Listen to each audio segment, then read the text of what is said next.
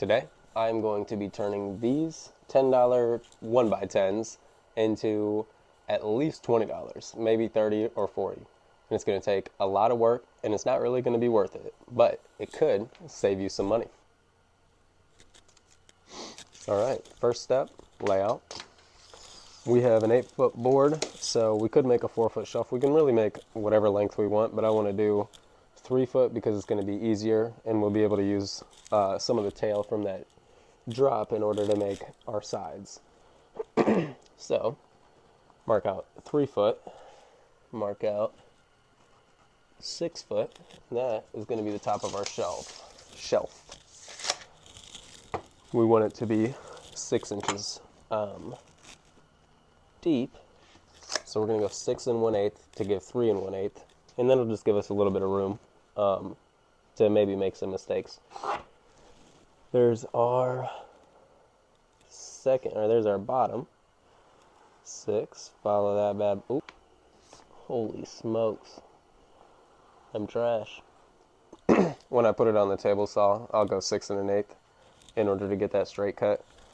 But let's mark our 3 foot line. Oh.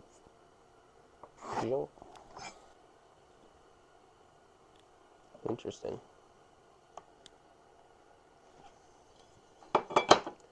It's like a bubble in the wood right here. Right at our 3 foot mark. It's not what we want to see. This one I'm going to try to cut with a circular saw only. Just for funsies. 6 foot. 3 foot. And now we're going to come up to 3 1/8. 3 1/8.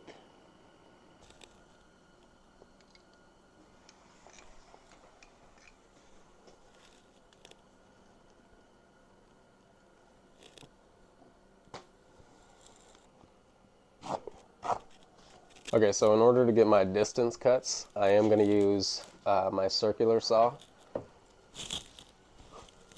for both of them, even the one that I'm doing with a table saw, because cutting an 8-foot board on a table saw just sounds like a nightmare, or like lengthwise. Crosscut, whatever the fuck you call it, I don't know. Alright, hopefully this bad boy's charged.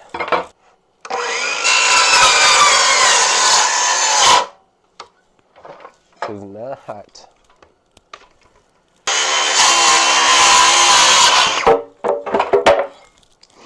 Trusty old foot drop.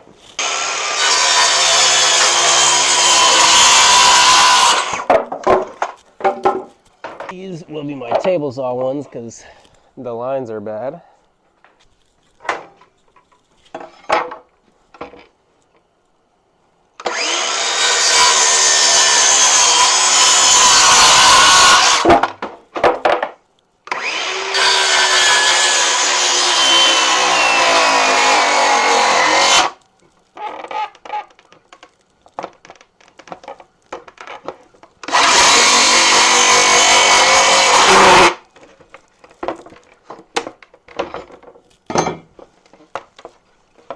What the fuck?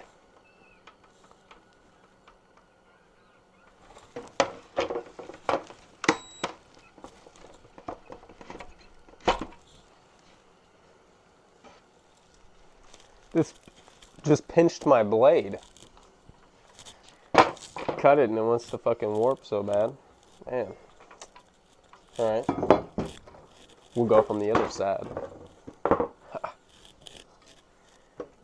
Thought I was done.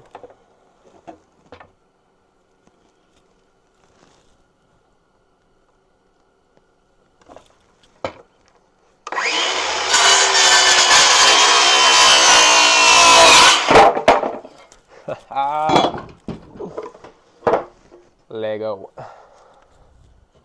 Okay, so I just set this whole fucking thing up and realized I kind of did it on the wrong side here, so whatever. To here we've got exactly 3 5/8 of an inch.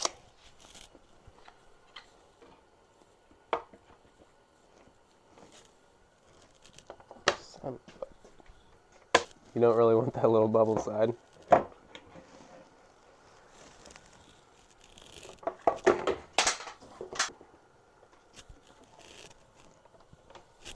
See what happens.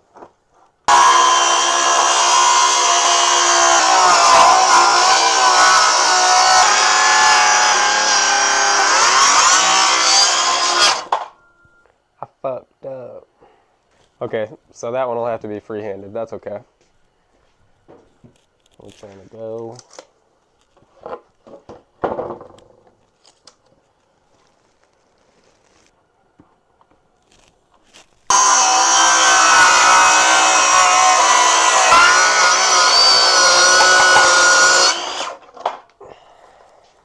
And 5/8 bank.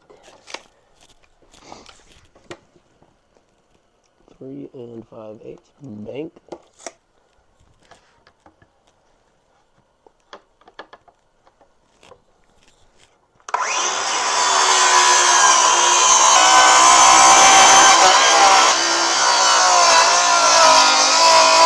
I did not think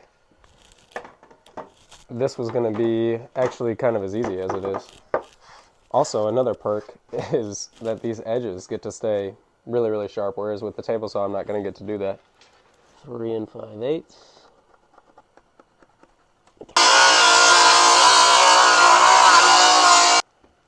No, I don't have to freehand this one. Hell yeah, let's go.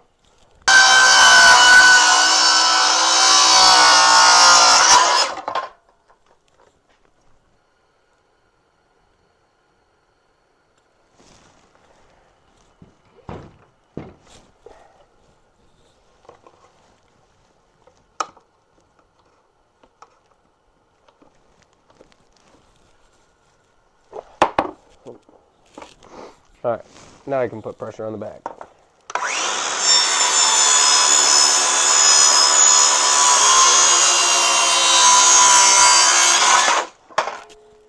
Should have brought like a GoPro so you could see all my live action cuts.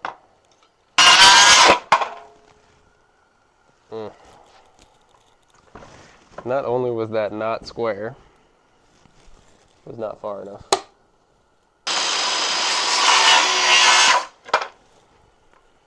Now we've got one piece all the way mitered. Ooh, that's going to be kind of shitty when it comes out. It'll be tough to sand.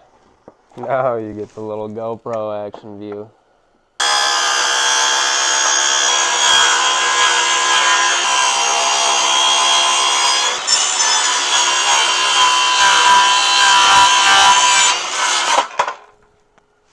A bit skinny.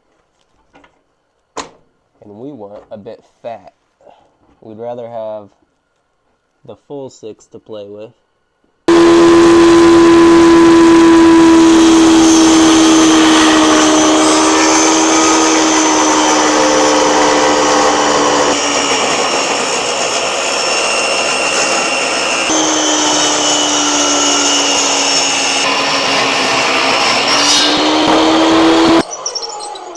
So I don't know why I had the blade all the way. Oh, because I was checking it for 45s. Never mind. Okay, we're just going to knock down these edges. Barely. What we don't want is like for some of the edge to bend and some of the edge to not bend and yada yada. So we're just going to strengthen it a little bit by making sure it's not at a perfectly sharp point.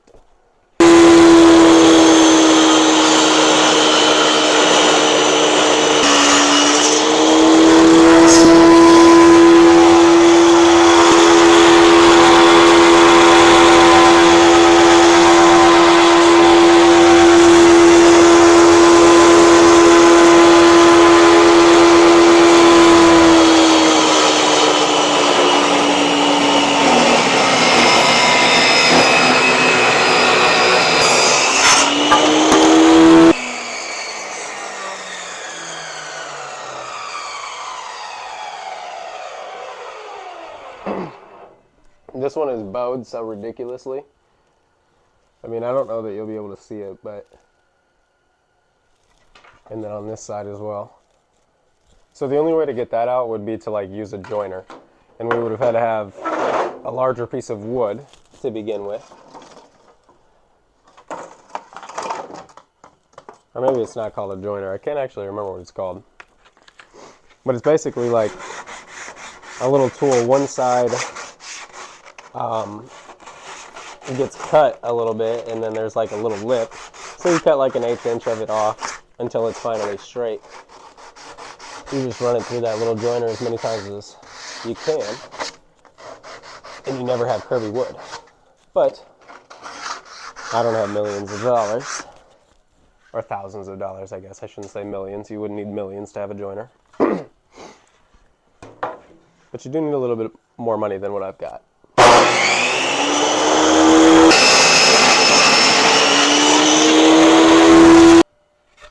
Since these are so long, the easiest way to cut the edges is definitely going to be with the circular saw, because it's not like I can like butt this edge up and let this angle go.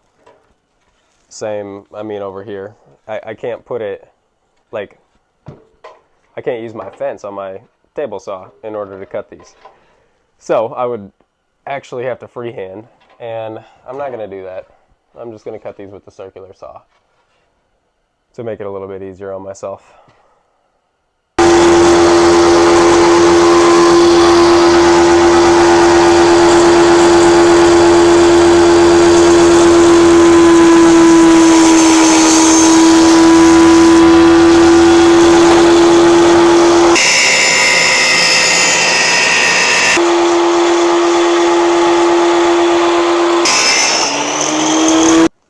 I know it sounds a little crazy, but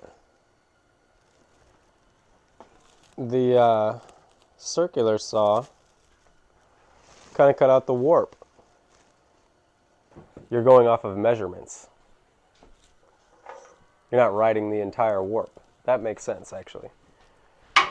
I'm starting to think that the circular saw is going to come out better than the table saw.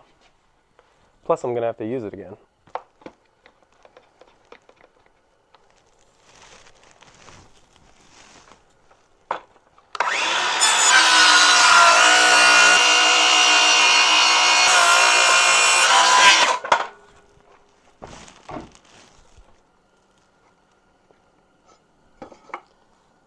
So we gotta be 0.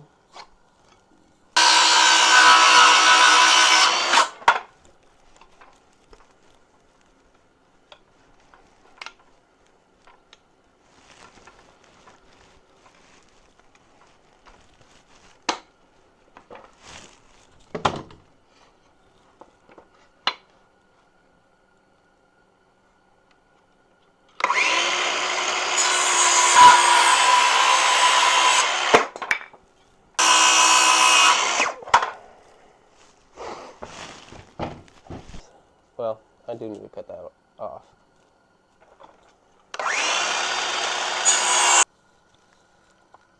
Six.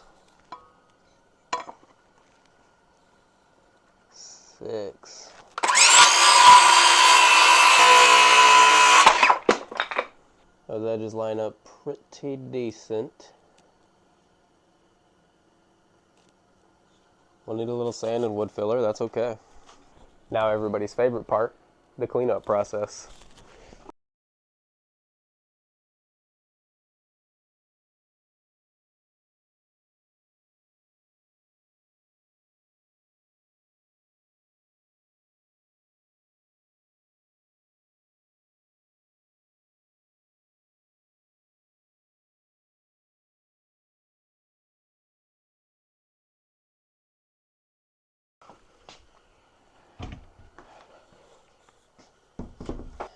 I call this stuff plywood. Who cares? Clamp, clamp.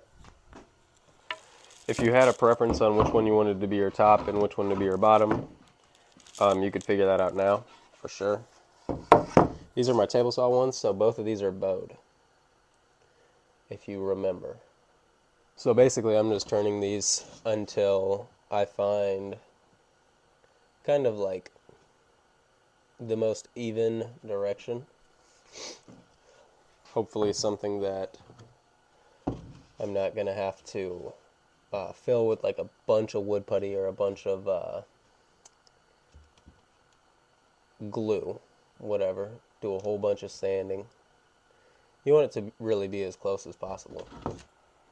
Boom.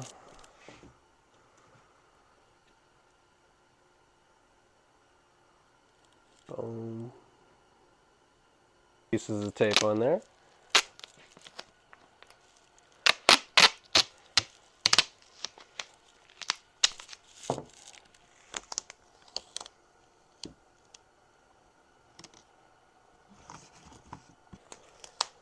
Plenty.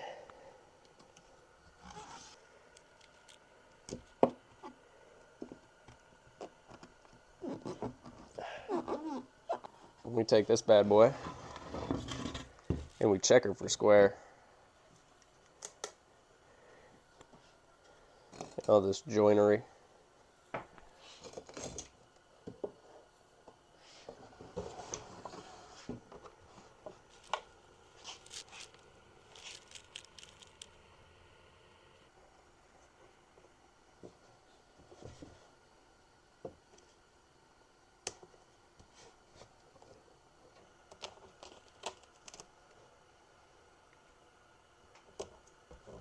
It had a chipped edge on the one side, which I kind of forgot about, so this will probably be the top.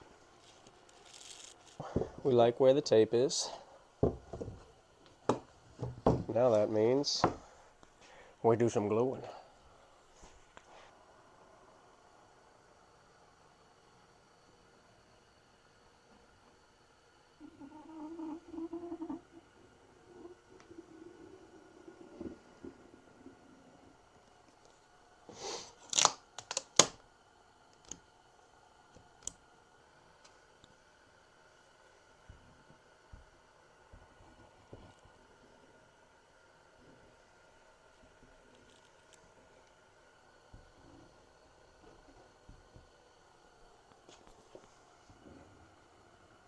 So a lot of guys won't like over glue or overspread or anything like that because they don't want to sand the all the extra glue and stuff out, which is fine.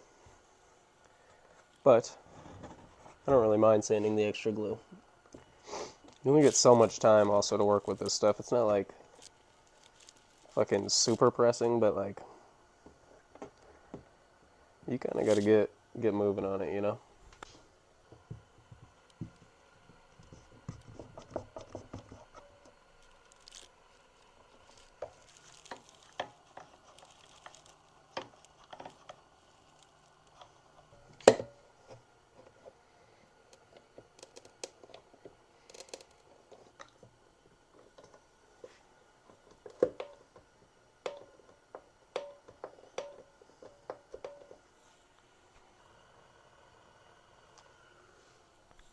That's a clamped shelf right there.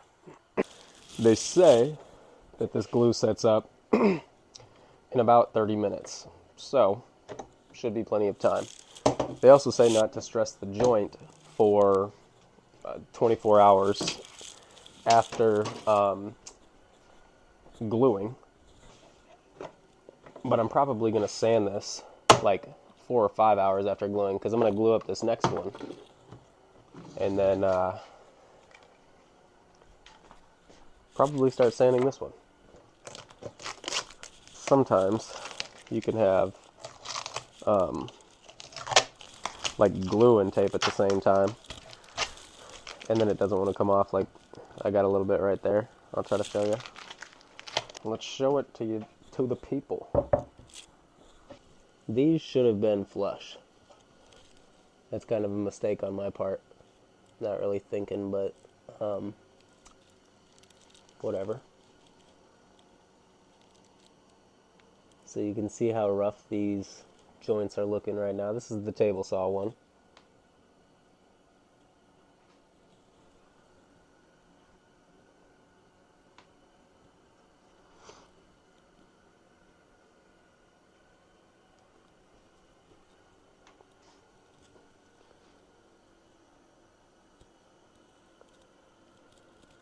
So all of that excess glue needs to be scraped and sanded off.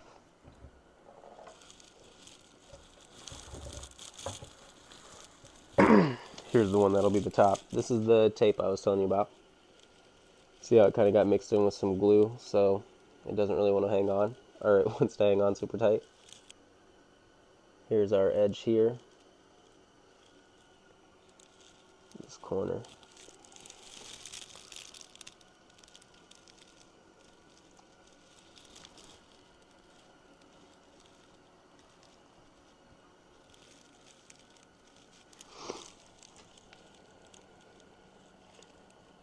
These edges.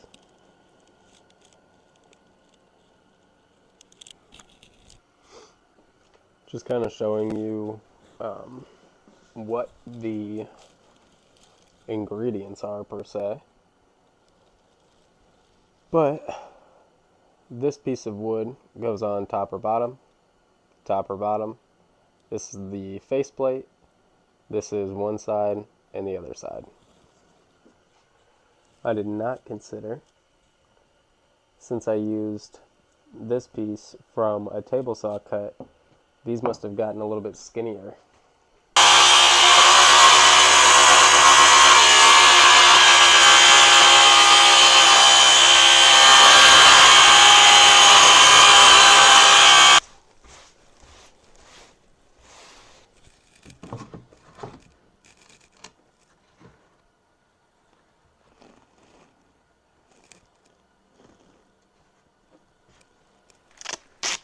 I'm also going to tape over this knot,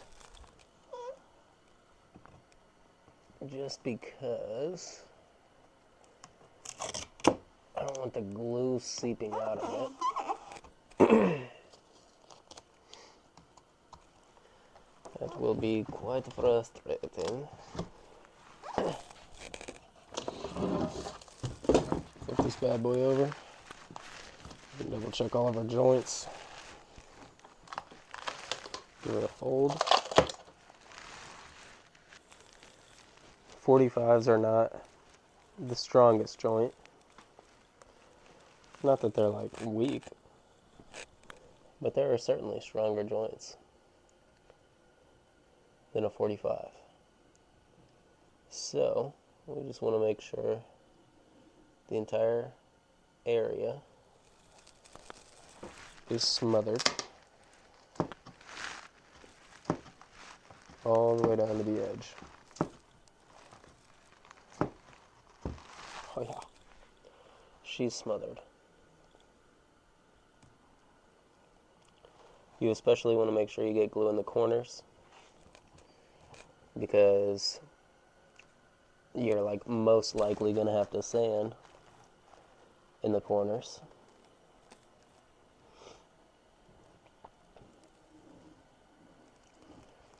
So you just make sure you're good and thorough over there. Ooh. That high spot's really fucking me on this one a little bit. It'll be alright. You don't typically want to go that crazy with the lifting it up and down either. But when in Rome, do what the Romans did. Shoot.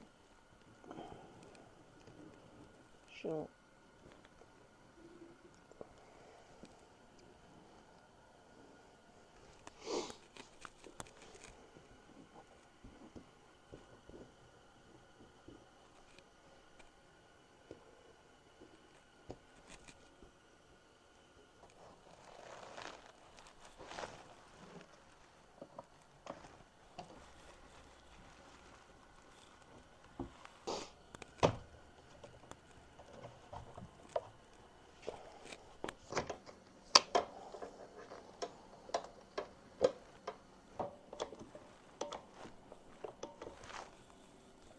We're glued.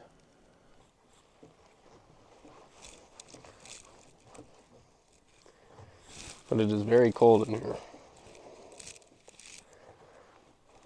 You might not believe me, but I'm freezing. Ooh. I didn't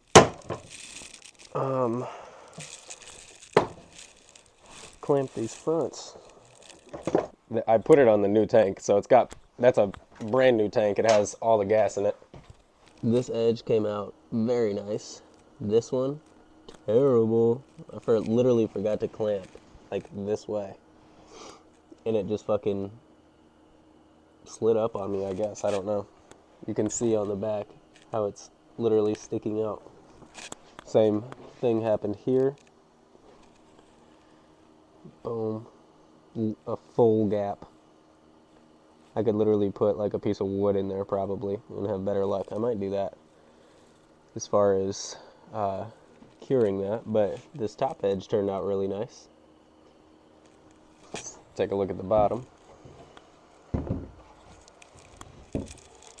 Oops.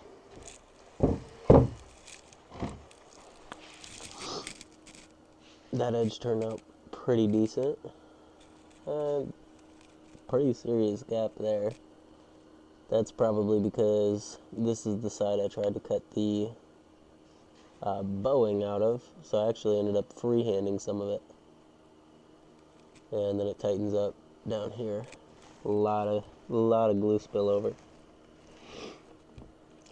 But for here, what I actually think I'm gonna do, since this was a demonstration, is just fill it with wood putty.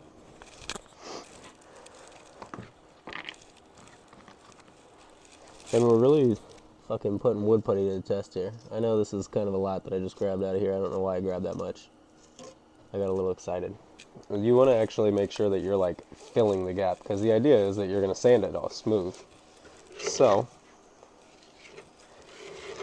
if you don't actually fill the gap, then like as you sanded, you would later find a hole.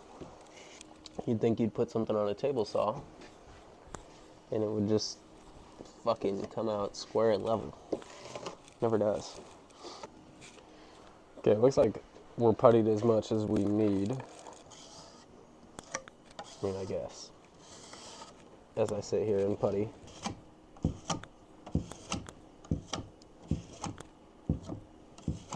So this is the part that I'm most excited for. Sanding. Because this is when we finally get to find out how good I did. Now, the more sanding you do, the worse you did. The less sanding you do, the better you did. Common rule of thumb.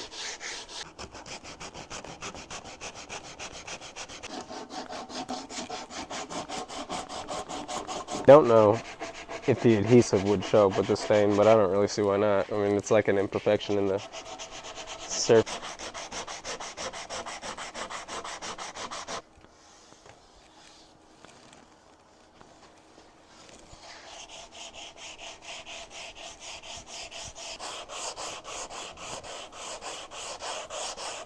So, all of the edges have been sanded. I mean, you can see I probably still need to put a little bit of work on that one. I didn't do a thorough inspection until this video. Right here, that is glue. So if it doesn't press down all the way, you'll get like these darker lines. But then I'll show you, like this is wood putty. See if I can get out of the light. So wood putty. But I mean, that joint turns out pretty good. Once it gets stained, it'll be harder to see the wood putty. You'll be able to see like marks of glue like that. Come in through here.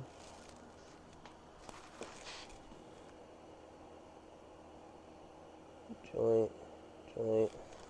Looks like I need to hit that spot a little bit more.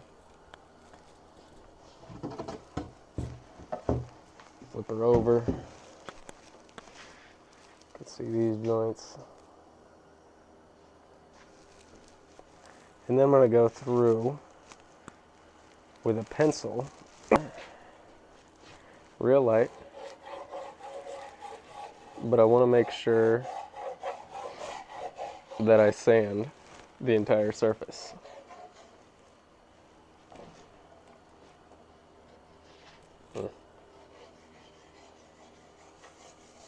I'll go through, sand off this entire pencil line, and then it'll be smooth.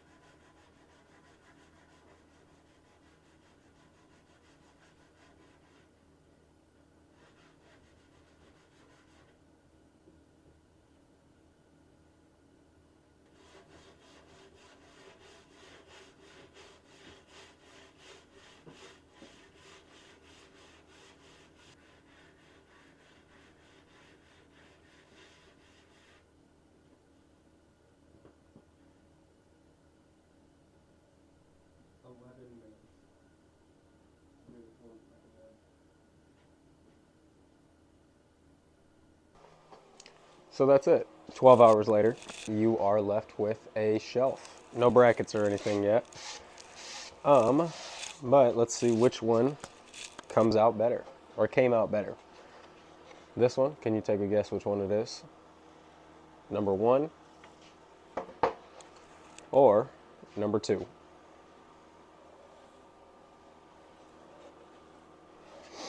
Now, personally, I think number 2 turned out better.